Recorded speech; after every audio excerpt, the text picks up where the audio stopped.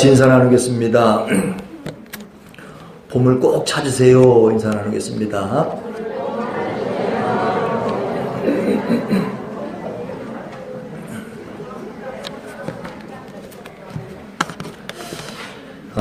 중동이나 유럽 지역에 가면 거기 지하수는 우리나라처럼 그냥 막 먹을 수 있는 물이 아닙니다. 그 속에 염분이 많고 또 석회질이 많아서 그대로 이렇게 마시는 식수로 사용할 수가 없습니다. 그래서 중동 지역에는 담수화 공장을 많이 세우는데 그 담수를 하는 그 과정을 보면 이렇게 큰 수도관 속에 물이 흐르게 하는데 그 큰 수도관 속에 또 다른 작은 수도관을 많이 둬서 그 속으로 불이 지나가게 한답니다. 뜨거운 불이 지나가게. 그러면서 그걸 데피는 거죠. 그 물을 데피면서 이제 거기서 물이 증발돼서 수증기가 나오게. 그리고 수증기를 더 많이 얻으려고 한쪽에서는 강한 바람을 쐰답니다. 그렇게 해서 이제 수증기를 정류수를 빼가지고 거기에 필요한 약품을 첨가해서 이렇게 식수로 쓰는 그런 지역입니다. 이렇게 바닷물이나 석회질이 섞인 물은 스스로 담수가 될 수 없습니다. 이렇게 담수하려면 뜨거운 물이 지나가게 하고 강한 바람이 지나가게 해서 그것을 통해서 정류수를 얻고 그것을 마실 수 있는 것처럼 뭔가를 통해서 담수가 되지 저절로 될 수는 없다는 사실입니다. 우리 인간도 마찬가지입니다. 죄로 더러워진 우리 인간의 영혼, 우리 인간은 우리 스스로가 스스로 정결해질 수가 없습니다. 뜨거운 열과 강한 바람으로 정류수를 만들어내는 것처럼 우리도 오늘 성경 말씀 보면 급하고 강한 바람 같은 성령이 불의 혀같이 각 사람에게 임할 때 그들의 영혼이 정결하게 되는 사실을 볼 수가 있습니다. 오늘 본문을 통해서 성령이 임하시면, 이렇게 성령이 임하시면 우리에게 어떤 일이 일어나는지 우리가 알 수가 있습니다. 그래서 과연 성령이 임하실 때 우리에게는 어떤 일이 일어날까 하는 사실을 좀 살펴보려고 하는데, 부활하신 예수님께서 제자들에게 주신 말씀 가운데 이런 말씀이 있습니다. 사도행전 1장 4절과 5절 말씀을 우리 다시 한번 같이 읽어보겠습니다. 예루살렘을 떠나지 말고 내게서 들은 바 아버지께서 약속하신 것을 기다리라. 너희는 몇 날이 못되어 성령으로 세례를 받으리라. 이렇게 제자들에게 예루살렘을 떠나지 말고 하나님께 약속하신 것을 기다려라. 너는 몇 날이 못돼서 성령을 선물로 받을 것이다. 이렇게 말씀하셨습니다. 근데 그 말씀대로 제자들이 예루살렘의 마가의 다락방에 모여 기도하다가 이제 성령의 임재를 경험한 겁니다. 오늘 말씀 보면 급하고 강한 바람 같은 소리가 들려왔습니다. 그리고 맹렬한 불길 같은 것들이 각 사람 위에 임하더라는 거예요. 이렇게 강한 불길 같은 성령이 그들에게 강림을 하셨습니다. 자, 그러면 이렇게 성령께서 임하실 때 과연 어떤 변화, 사람들에게 어떤 변화가 또 있는가 하는 사실을 한번 생각해 보게 됩니다. 생각해 볼 텐데 크게 두 가지로 한번 저는 생각해 봤습니다. 먼저 성령이 임하시면 사람이 사람다워진다는 거예요. 여러분, 사람이 이 땅에 태어났다고 다 사람이 되는 건 아니더라고요. 늑대 소년이라고 하는 이야기를 여러분 들어보신 분 계신지 모르겠습니다. 그런가 하면 1920년에, 오래전 얘기죠.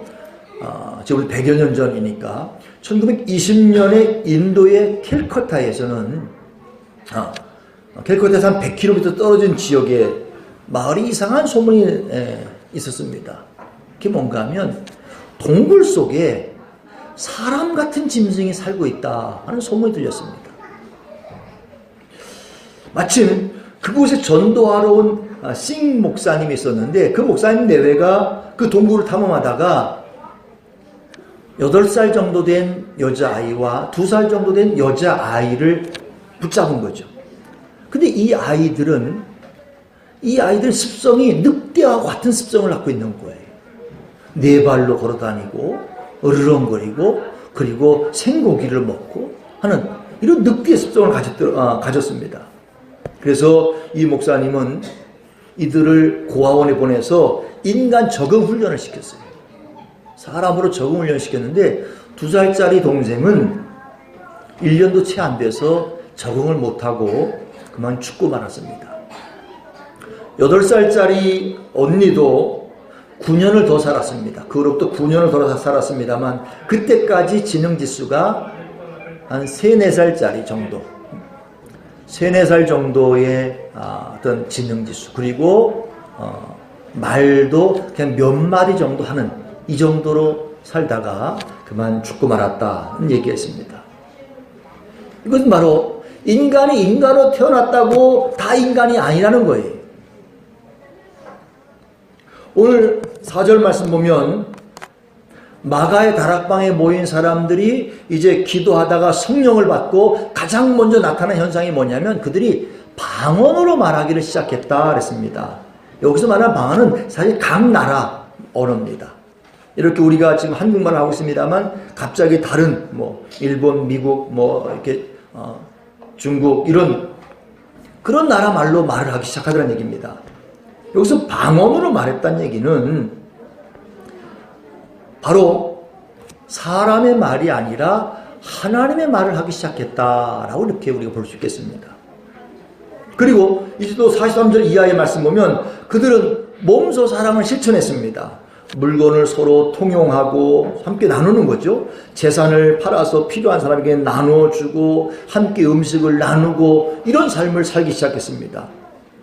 그동안 그들의 삶은 어땠습니까? 나를 생각하는 삶이었어요.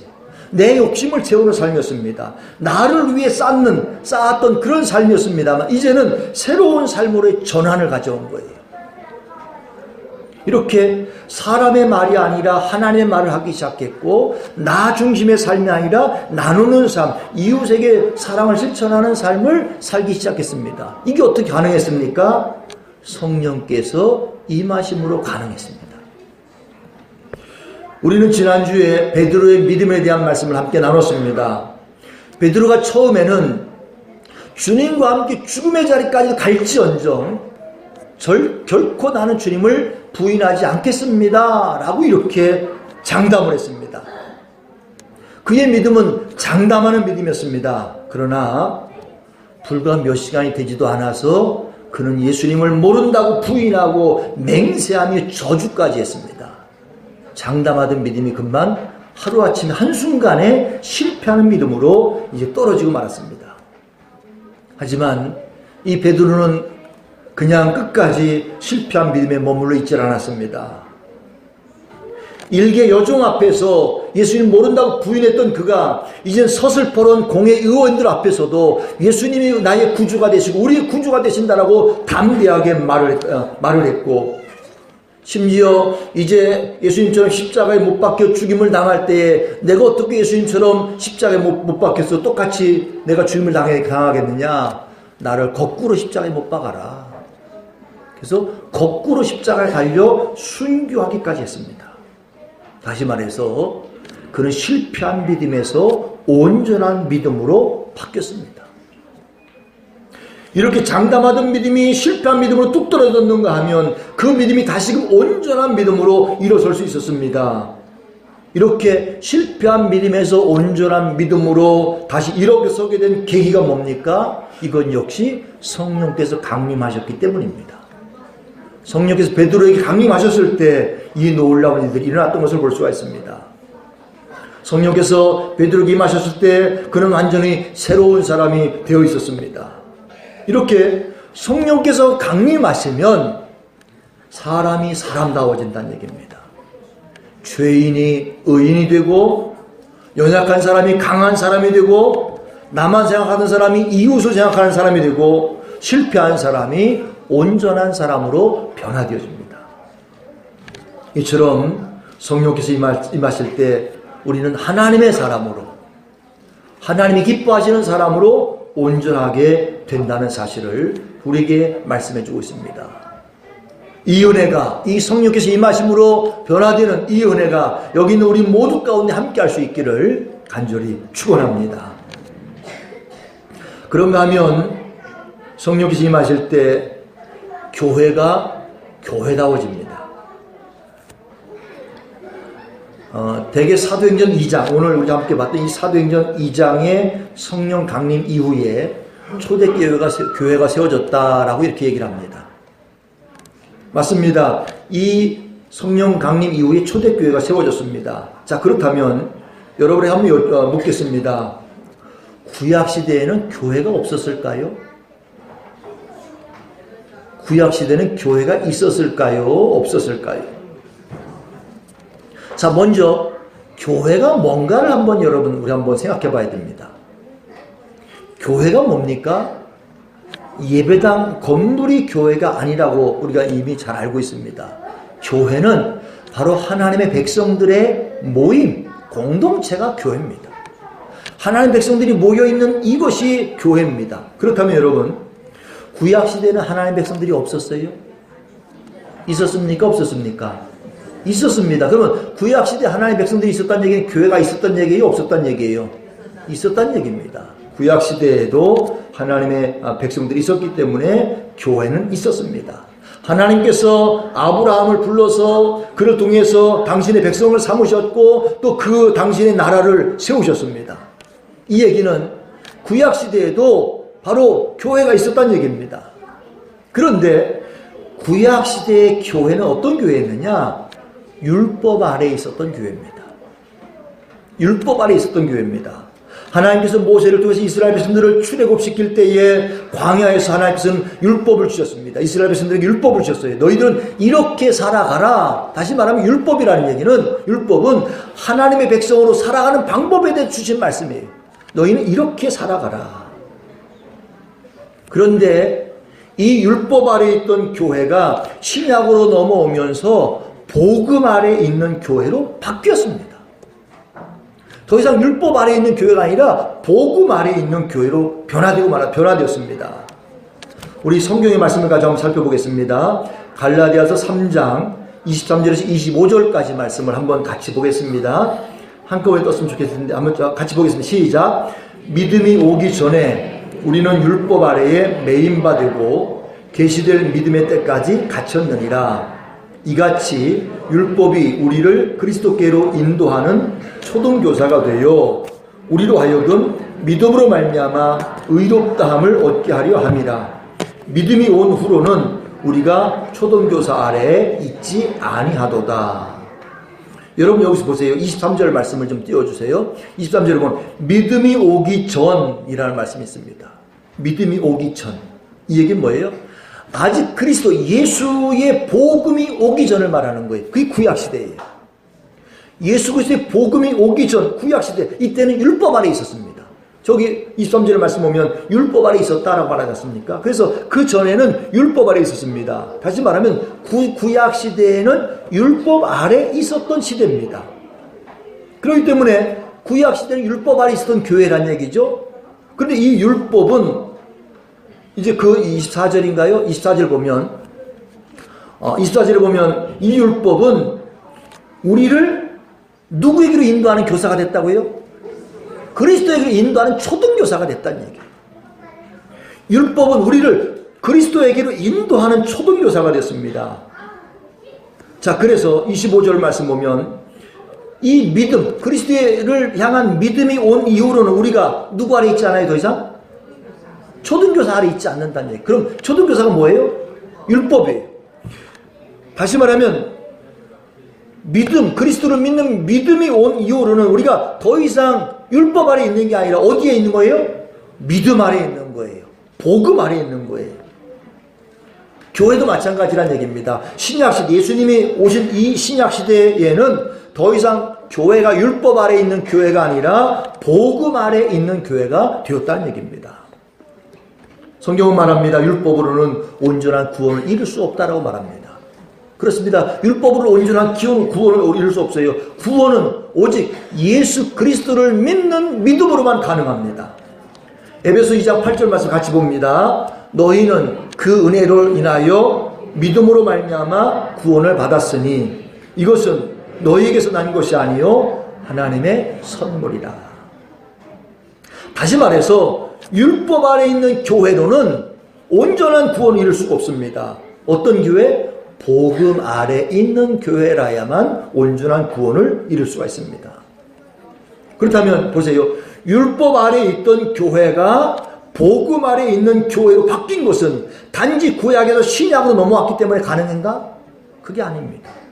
구약시대는 그냥 율법 아래 있는 교회, 신약은 그냥 복음 아래 있는 교회, 이렇게 그냥 시대별로 나누어진 것이 아니란 얘기입니다. 여러분, 우리는 이렇게 구약과 신약으로 나눠서 율법 아래 복음 아래 이게 아니라 이 변화의 중심에는 율법 아래 있던 교회가 복음 아래 있는 교회로 바뀌어진 변화의 중심에는 뭐가 있다? 성령 강림이 있었다. 성령께서 강림하셨다 이게. 오순절 성령께서 강림하시고 난 이후에, 다시 말하면 오늘 사도행전 2장 이후의 교회는 우리는 무슨 교회라고 한다고요? 초대교회라고 합니다. 그러면 이전에 교회가 없었다? 있었습니다. 구약시대도 교회가 있었습니다. 그런데 왜 여기를 초대교회라고 하는가? 그것은 바로 복음 아래 있는 교회의 시작이라는 얘기. 율법 아래 있는 교회가 끝나고 복음 아래 있는 교회의 시작, 이게 초대교회라고 하는 것을 말하고 있습니다. 다시 말해서 성령께서 강림하심으로 말미암아 더 이상 율법 아래 있는 교회가 아니라, 왜? 우리는 더 이상 초등교사 아래 있지 않습니다.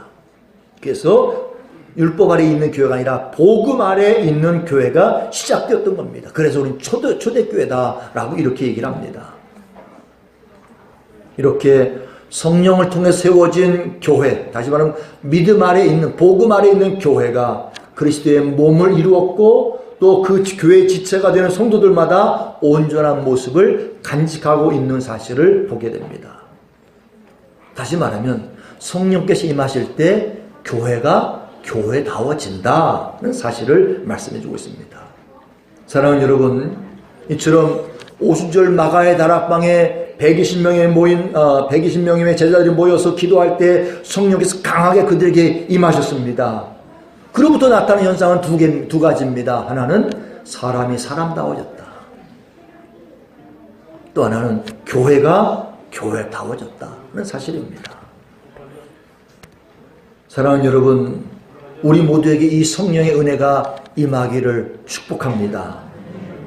더 나아가서 우리 교회와 또 이 땅의 모든 교회에 성령의 바람이 불어오기를 기도하는 우리 모두가 되기를 소망합니다. 그래서 우리 모두 온전한 사람이 되고, 더 나아가서 교회가 온전한 교회로 세워져서 하나님의 뜻을 이루어 나가는 우리 한 사람 한 사람, 그리고 교회가 될 수 있기를 간절히 축원합니다. 하나님 아버지, 감사합니다. 거룩한 주일을 허락해 주시고 오늘 이 거룩한 주일에 주님 앞에 나와 함께 예배하며 주님께 영광 돌릴 수 있게 하심을 감사합니다. 특별히 주님께서 승천하시면서 약속하셨던 성령께서 임하신 오순절 성령 강림절을 맞이하게 하시고, 오늘 이 예배를 통해서 우리가 다시 한번 성령으로 충만하며 성령을 소망하며 성령을 대망할 수 있게 하심을 참으로 감사합니다.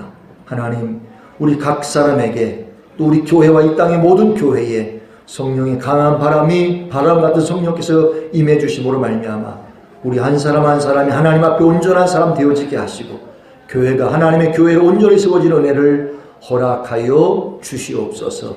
그래서 하나님, 이 마지막 때에 우리 하나님의 뜻을 온전히 이루어가는 성도들, 또 교회가 될 수 있도록 붙잡아 주옵시고 주님 오시는 날까지 우리 군산교회가 온전히 세워지는 은혜를 허락하여 주시옵소서. 감사드리며 예수님 이름으로 기도합니다. 아멘.